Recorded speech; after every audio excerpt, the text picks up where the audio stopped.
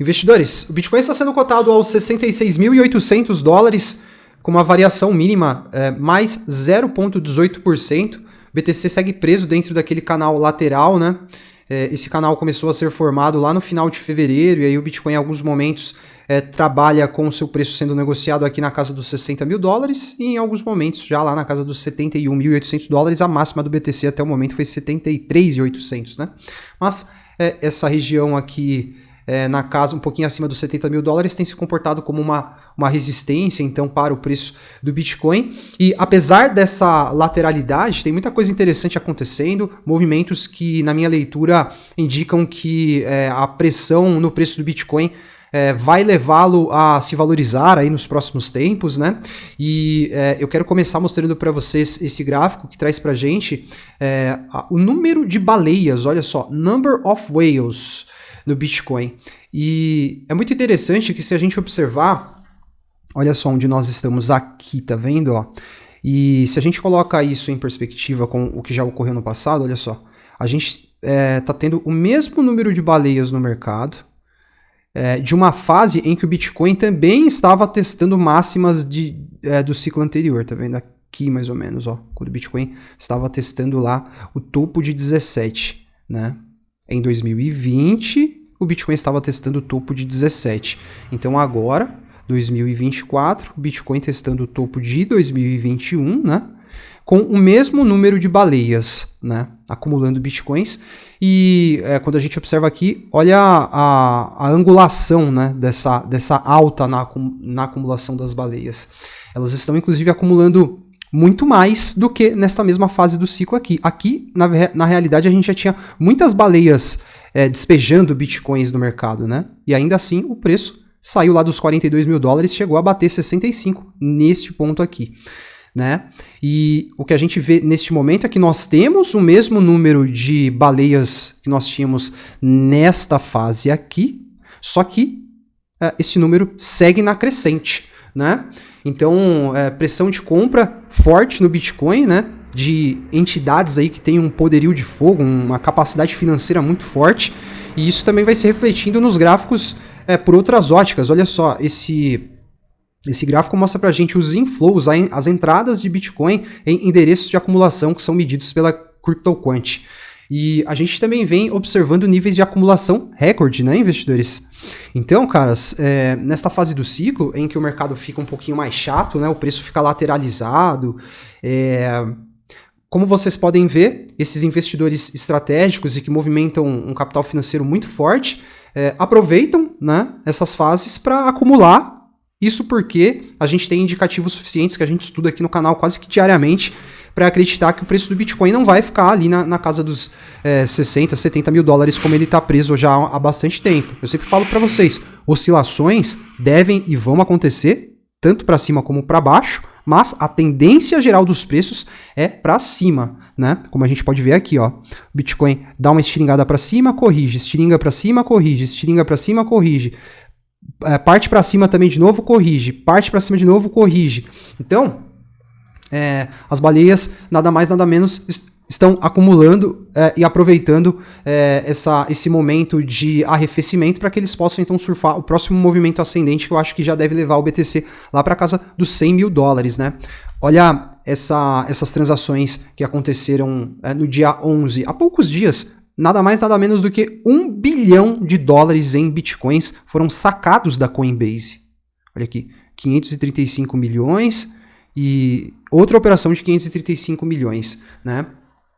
Então, quer dizer, essas grandes entidades não estão demonstrando interesse em vender os seus bitcoins, né? Mas por que o Bitcoin então não está subindo, Adriano? Por que não está disparando com tantas compras acontecendo? Olha só, a gente tem acompanhado nos últimos dias que os mineradores têm se desfeito de boa parte dos seus bitcoins, né? Não todos os mineradores, óbvio, mas aqueles que estão capitulando, né? Existem muitos mineradores que não estão conseguindo dar conta de manter as operações financeiramente falando. Isso porque o custo médio de mineração hoje está lá na casa dos 77 mil dólares, né? E o Bitcoin aos 66 mil dólares faz com que esses operadores, esses mineradores, precisem por um tempo operar no prejuízo, né? Um prejuízo que pode ser não realizado se eles tiverem caixa e tiverem capacidade para suportar isso, né? Até que o preço do Bitcoin se projete acima desse número, acima desses 77 mil dólares. Então, nos últimos dias, a gente observou um número muito grande de carteiras de mineradores que ficaram despejando Bitcoins, capitulando, né, caras? Muitos não estão aguentando minerar Bitcoin nos preços atuais e esses caras vão embora, vão deixar o mercado e só vai sobreviver aqueles que tiveram maior capacidade financeira, e esses mineradores são aqueles que vão ter a possibilidade de vender Bitcoin no lucro, vender Bitcoin lá em 150, quem sabe até 200 mil dólares, né? Então, o mercado é um contexto constante de forças compradoras e forças vendedoras, e quando a gente vê esses períodos laterais, significa basicamente que essas forças estão se equiparando, né? Então, BTC aqui lateralizando, é claro que isso vai gatilhando movimentos muito voláteis nas altcoins também, sempre falo isso para vocês, mas, caras, a tendência geral dos preços é para cima, e eu acredito que em algum momento a gente vai ver o Bitcoin rompendo essa barreira, esses topos aqui, e iniciando uma escalada fortíssima. Eu acho que quando essa escalada começar, a tendência é que a dominância do Bitcoin abra espaço para que as altcoins possam ter o seu bullish momentum também, né? E a gente entrar naquela alt season que é esperada por todos nós. Então, assim, as projeções são otimistas, eu sigo muito bullish com o mercado, mas assim, no curto prazo, brother, de hoje para amanhã, de amanhã para semana que vem, tudo pode acontecer, tá? A gente pode ter mais quedas, a gente pode, quem sabe, ver o Bitcoin vindo aqui revisitar a base inferior desse canal lateral, quem sabe até 60 mil dólares, né? Eu já mostrei para vocês que se o Bitcoin chegar em 60 mil dólares, ele vai sobrevender bonito no RSI Levels, tá vendo? No índice de força relativa diária, ou seja, eu acho que tem muita pressão de compra vindo por aí, caso a gente tenha quedas no Bitcoin, e essas baleias e carteiras de acumulação não vão perdoar se isso acontecer, né? A gente vai partir para a segunda parte do vídeo agora para dar uma analisada em outros fatos e dados muito importantes. Fiquem até o final do vídeo porque tem muita informação legal e que vai gerar impacto no mercado que a gente vai repercutir ainda nesse vídeo. Antes eu vou, como de costume, deixar o convite para você que chegou aqui pela primeira vez, se inscrever e ativar o sininho de notificações, se juntar aos mais de 21.200 investidores que seguem acompanhando as análises do nosso canal. Então, faça parte você também aqui da nossa comunidade, certo? Então, a gente vai agora partir para essa segunda parte de fatos e dados, aí a gente fecha novamente mais um vídeo com uma análise um pouquinho mais no detalhe de gráficos e outros índices também. E olha só que interessante, investidores. O Bitcoin realmente é assim, algo muito empolgante quando você entende, né, o porquê do Bitcoin e o alcance que o Bitcoin pode ter na economia do futuro. E o congressista Thomas Massie disse que, lendo o Bitcoin Standard, que é aquele livro padrão Bitcoin, ele disse que essa leitura inspirou ele a introduzir uma lei que propõe o fim do Federal Reserve. Só isso. E, enfim, é o que eu acabei de falar, né? Quando você entende o Bitcoin e você realmente consegue ter a compreensão dos porquês o Bitcoin tem todas as características para que ele venha a ser um ativo de padrão monetário no futuro, isso acaba sendo empolgante e dependendo do alcance que você tem ali, da sua área de atuação, você consegue de repente fazer algumas propostas bem interessantes, assim como o Thomas Massie fez. E a gente também tem acompanhado diariamente que muitos políticos estão começando a entender o Bitcoin também, né? Então, a gente mas a gente, quando é necessário, faz críticas, né, aos políticos, mas fica também aí o reconhecimento daqueles que enxergam no Bitcoin aquilo que ele realmente é, né?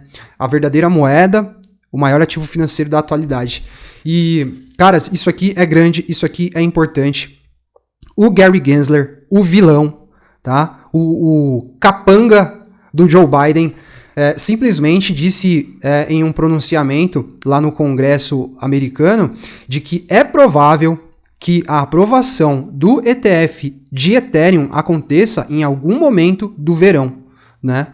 E, enfim, a gente está muito próximo de ver, então, esses ETFs de Ethereum começando a ser negociados, né? Quando ele fala da aprovação, a gente já teve a aprovação do formulário mais importante, né?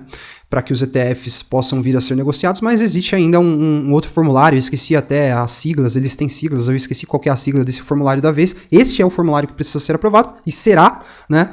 E o Gary Gensler já está até preparando lá os congressistas para que eles não tenham surpresa em relação a isso, né? E olha só a acumulação, investidores, que está acontecendo na Ethereum. Olha só o que aconteceu nesse último período de queda. A gente teve o hype da Ethereum aqui, um hype recente, ela chegou a valorizar quase 40%, né?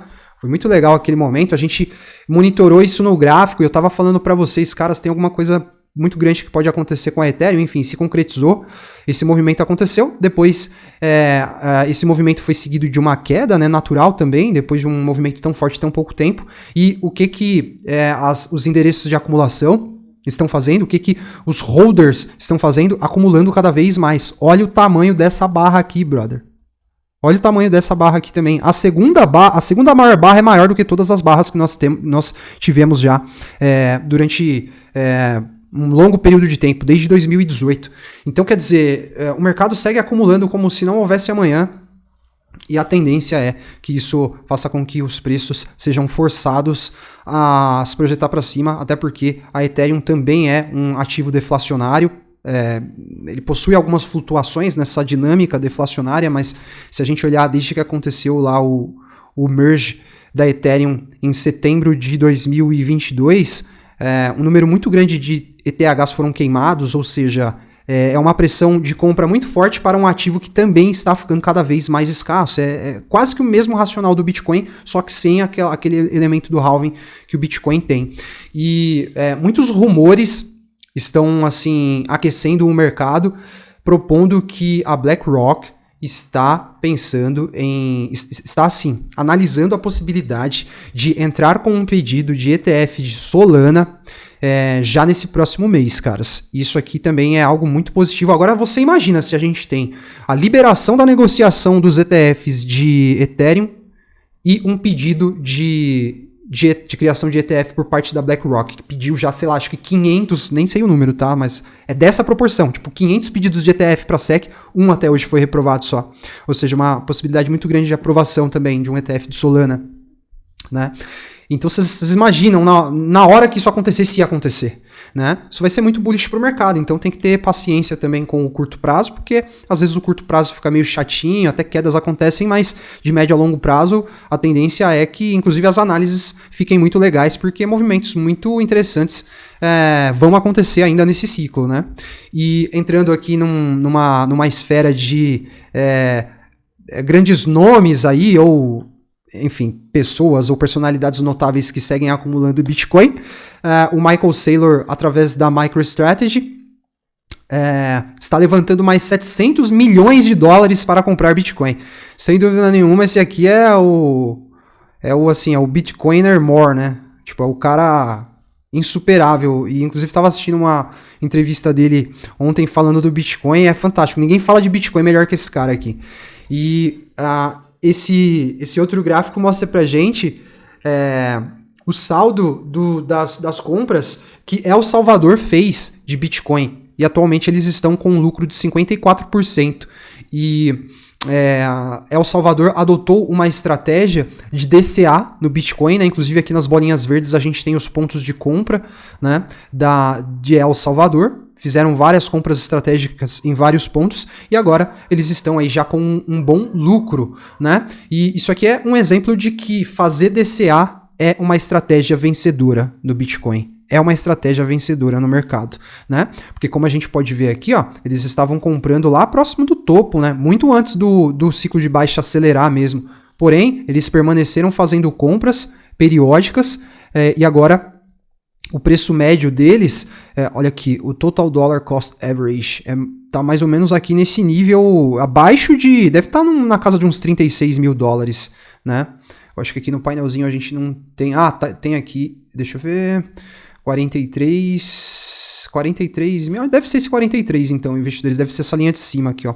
Preço médio 43 mil dólares, agora você imagina, Bitcoin, quem sabe bater 200 mil dólares, os caras vão fazer um lucro absurdo, né? Aí tem que ver qual que vai ser a estratégia deles também, se vai ser acumular eternamente, igual a MicroStrategy, que disse que vai continuar comprando os topos forever, ou se eles vão também realizar vendas para equilibrar o balanço e aliviar um pouco do saldo quando a gente tiver um bear market, né? Quem sabe lá para 2026 ou sei lá se vai começar já até no ano que vem, quem sabe, né, investidores. Mas isso é uma conversa lá para frente, não se preocupem com isso agora. E a Semler Scientific, que eu tenho compartilhado com vocês aí, que é uma outra empresa de capital aberto americana que que iniciou também uma estratégia de tesouro com o Bitcoin. Olha só a alta que essa empresa teve lá na Bolsa Americana no último mês. Uma alta de 75%. Nem criptomoeda. Tem muita criptomoeda aí que não se valorizou 75% nesse último período de 30 dias, né? Então, desde que a empresa anunciou que começou a comprar Bitcoin, olha só os pumps que aconteceram. Né? Ó, mais um aqui nesses últimos dias, né? E, enfim, Bitcoin realmente impactando aí até o mercado de equities, né? E entrando numa dinâmica de gráficos, para a gente chegar na última parte do vídeo, a gente segue no tracking aqui do Short Term Holder Realized Price, né, do preço médio dos investidores de curto prazo, que tem se comportado como um suporte. Esse é um nível de preço que tem interagido de uma maneira muito interessante com o Bitcoin. Ele tem se comportado como um suporte. Aqui o preço chegou a perder o preço aqui no caso é a linha preta, que perdeu, né, o preço médio dos investidores de curto prazo, que é a linha laranja, porém, como a gente pode ver aqui, o preço não se distanciou muito, né, ele ficou meio que orbitando o preço médio dos investidores de curto prazo, né, e aí nessa oportunidade aqui foi suporte também, nessa oportunidade aqui foi suporte também, e a gente segue então monitorando, porque esse número é um número bastante, tem se provado nesse ciclo um número bastante importante, né, então suporte muito importante aqui nos 63 mil dólares. E a volatilidade do Bitcoin está caindo bastante, a volatilidade do preço, né? Olha só, as bandas de Bollinger se estreitando, eu vinha falando disso para vocês. Normalmente quando a gente tem esse indicador atingindo essas margens baixas de volatilidade, a gente costuma ter movimentos um pouco mais notáveis no preço, né? Até como a gente pode ver aqui, ó, quando a volatilidade do Bitcoin atingiu esses patamares durante esse ciclo de alta, isso tem resultado em movimentos ascendentes, né? Esperamos que o próximo movimento volátil seja para cima também, né? Nem sempre é para cima, mas nesse ciclo tem sido. Agora, esse último movimento aqui, qual será? Esperamos que seja ascendente também, e existem fundamentos e pressão entre oferta e demanda que nos fazem acreditar que realmente isso pode se concretizar, né? E quando a gente olha o comportamento do Bitcoin ali pós-halving, naquele momento que antecede a bull run, né? Que é esse movimento que a gente está aguardando aqui, inclusive nessa projeção aqui, estão propondo que o preço pode atingir a casa dos 220 mil dólares, enfim, isso não acho assim exatamente ilusório, eu acho possível também, mas o que eu quero propor aqui para vocês é que nesse período após o halving a gente ainda observa alguns candles vermelhos, né? Quando a gente olha esse aqui que é um time frame semanal, tá vendo? Ó? Toda vez que a gente teve o halving, a gente teve candles vermelhos, ou seja, período de lateralidade, aqui a gente teve até uma queda um pouquinho mais forte, né? Então, nada de diferente daquilo que a gente já viu em relação ao comportamento de preço do Bitcoin, e a tendência é que após o halving a escalada aconteça, né? Não tem por que ser pessimista e achar que dessa vez vai ser diferente, cara. É pessimismo se você estiver nessa, tá? Eu acredito que a tendência é que o preço do Bitcoin vá lá buscar níveis entre 150 e 200 mil dólares, como a gente segue monitorando aqui no canal. No curto prazo, a gente está tendo uma certa dificuldade no preço. Olha só, o DXY subindo, DXY ganhando força, né?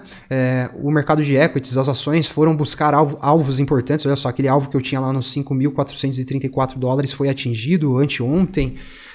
E, enfim, Nasdaq e S&P rompendo máximas históricas, renovando, na verdade, máximas históricas, e o Bitcoin ainda não, mas não tenha dúvida, meu brother, a hora do Bitcoin vai chegar. Bitcoin aqui que está testando essa linha de tendência de alta, né? Vamos ver se ele consegue se sustentar acima dessa LTA. Isso seria importante, porque caso ele perca a LTA, pode ser que ele venha buscar a base inferior deste canal lateral, que pode levá-lo lá para casa dos 60 mil dólares, né?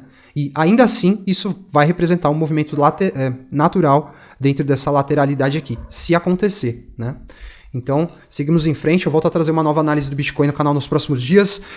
Não esqueça de deixar o like para fortalecer o canal e inscreva-se para seguir acompanhando o nosso conteúdo. Um forte abraço a todos e até a próxima.